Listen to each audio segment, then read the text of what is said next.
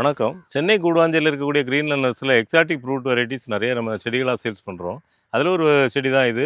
ஆருத்ரா கொய்யா. அதாவது black diamond கொய்யான்னு சொல்லுவாங்க. பாருங்க இலைகள் வந்து ஒரு ப்ரவுன் கலர்ல இருக்கும். டார்க் ப்ரவுன்ல இருக்கும்.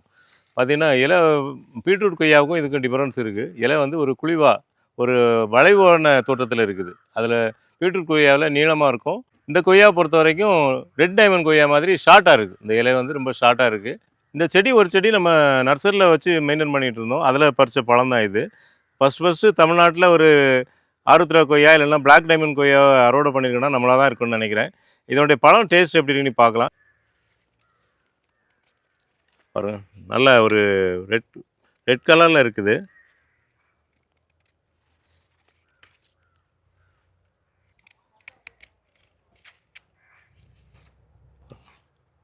நல்ல விதை வந்து கம்மியா தான் இருக்கு. இப்போ நம்ம ஜப்பான் கொய்யால இருக்கு இல்லையா? அதுமாரி விதையினுடைய அளவு கம்மியா தான் இருக்கு.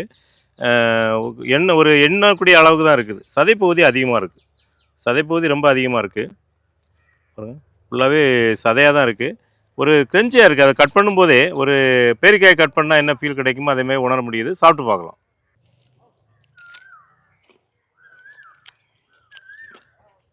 ரொம்ப நல்லா இருக்கு.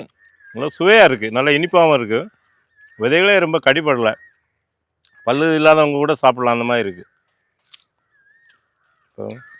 சூப்பரா இருக்கு.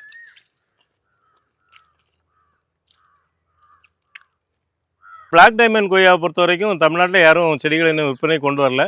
ஃபர்ஸ்ட்டு நம்ம கொண்டு வந்திருக்கோம். ஏன்னா நம்ம ஒரு 4 மாசத்துக்கு முன்னாடி இந்த செடிகள வாங்கி வளர்க்க ஆரம்பிச்சுட்டோம். இப்போ விற்பனைக்கு ரெடியா இருக்கு. அந்த செடிகளையும் இந்த வீடியோல உங்களுக்கு காமிக்கிறேன்.